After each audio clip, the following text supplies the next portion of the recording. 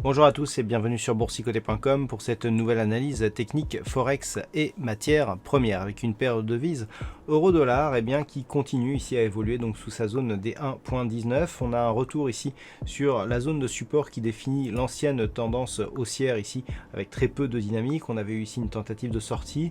Alors on ne peut pas réellement dire que ce support soit redevenu significatif puisque depuis que l'on est repassé au-dessus, il n'a plus eu de nouveaux points hauts significatifs. On est bien loin ici du précédent point haut ici de tendance court terme qui se situe à proximité des 1.20. On a même eu du mal ici à casser les 1.19. Donc clairement ici on est en train d'invalider cette dynamique haussière mais sans pour autant retourner la tendance. La tendance reste neutre. Il faudrait repasser ici sous la zone des 1.17 pour vraiment marquer un vrai signal de consolidation. Ce qu'il faut quand même remarquer, c'est que par rapport ici à cette forte hausse, je rappelle qu'au mois de mai, on avait des contacts ici sur la zone des 1.0780.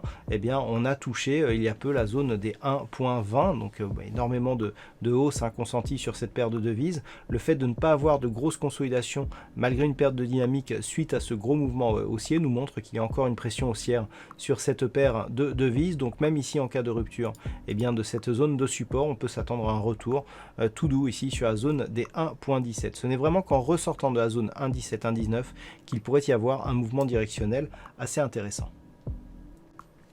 Sur la paire de devises livre sterling contre dollar américain, nous avons une dynamique qui est en train de se retourner. On avait une belle tendance baissière ici avec des contacts répétés ici sur la bande de Bollinger inférieure, des contacts ici sur la moyenne mobile 20 exponentielle qui donnaient des très bons points d'entrée. On en a un ici, on en a un là.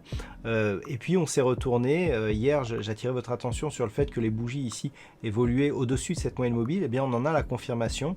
On revient ici sur la zone de résistance des 1.3010. Alors là, on a une configuration technique qui ressemble ici à une anse avec tasse. Bon, elle n'est pas très symétrique, mais on a la configuration qui va en ce sens, ce qui veut dire que si on casse ici la zone des 1.3010, il y a report d'amplitude ici de cette zone des 1.2780 jusqu'à cette zone des 1.10, donc en gros 230 pips, ce qui nous enverrait sur la zone ici des 1.3240, donc sur des niveaux ici intermédiaires au-dessus de cette résistance des 1.3160.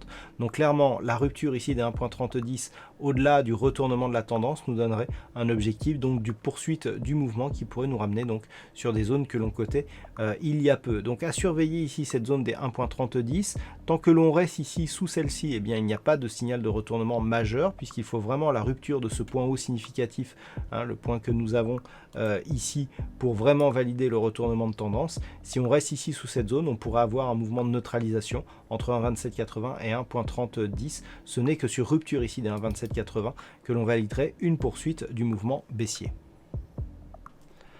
Sur l'or, ça reste relativement neutre. On a certes une petite dynamique haussière qui est en train de se développer, mais avec très peu de conviction. On a ici depuis le premier contact ici sur la bande de Bollinger supérieure, des retours ici sur la moyenne mobile 20 exponentielle. Cette moyenne mobile nous montre qu'elle agit plutôt comme support. Deuxième contact ici, contact sur la moyenne mobile. Troisième contact avec la bolle supérieure, retour sur la moyenne mobile.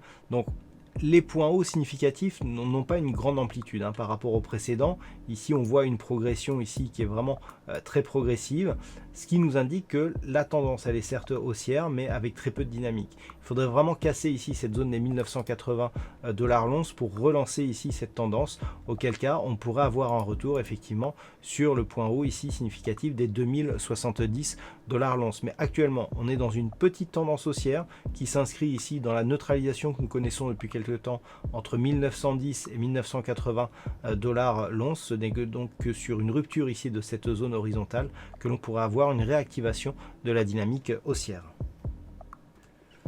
Par contre, sur le WTI, eh bien, la tendance reprend de plus belle. On avait ici ce beau mouvement baissier que l'on avait aussi commenté, de nombreux contacts sur la bande de Bollinger inférieure, des retours ici sur la moyenne mobile qui agissait comme résistance jusqu'il y a peu. Hier aussi, j'attire votre attention sur le retournement ici, sur le changement de flux que nous avions sur le WTI. Eh bien, on peut constater ici que celui-ci est confirmé, puisqu'après ici, vous voyez qu'on passe ici d'une évolution qui se fait bien sous la moyenne mobile 20 exponentielle à une exposition qui se fait au-dessus de cette moyenne mobile. C'est très très net. On a l'inversion ici de polarité sur ce pattern ici de 2 ou 3 bougies, c'est-à-dire ici, hop, le changement avec contact sur la bande de Bollinger supérieure, le retour sur la moyenne mobile 20 exponentielle qui agit ici comme possible point d'achat donc pour jouer le retournement de tendance, et puis juste après, eh bien, on décolle comme ça, on casse sans coup férir la zone ici des 39 $ le baril pour revenir dans ce range d'évolution que le pétrole a longtemps occupé ici depuis ici le mois de juin. Donc on revient ici dans cette zone. Alors par rapport à cette phase de consolidation qui n'a pas cassé le précédent point bas significatif ici, justement après la sortie ici de cette dynamique haussière qui avait été marquée par la cassure de ce support, nous pouvons toujours penser que nous sommes dans une neutralisation mais d'une tendance qui reste haussière. Mais pour valider donc cette tendance haussière, il faudrait casser ici cette résistance des 43.30, voire ici cette zone de plus haut significatif proche des 43,70 $ le baril. Voilà donc ce que l'on peut dire sur cette analyse technique Forex et matières premières. Passez une bonne soirée. Attention à ce soir donc avec le discours de Jérôme Powell, donc le patron de la Fed. Dernier discours avant les élections américaines. Il y a beaucoup d'attentes sur cette réunion. Voilà donc pour ce point Forex. Passez une bonne soirée. On se retrouve dès demain pour d'autres analyses techniques, toujours sur le site boursicoté.com.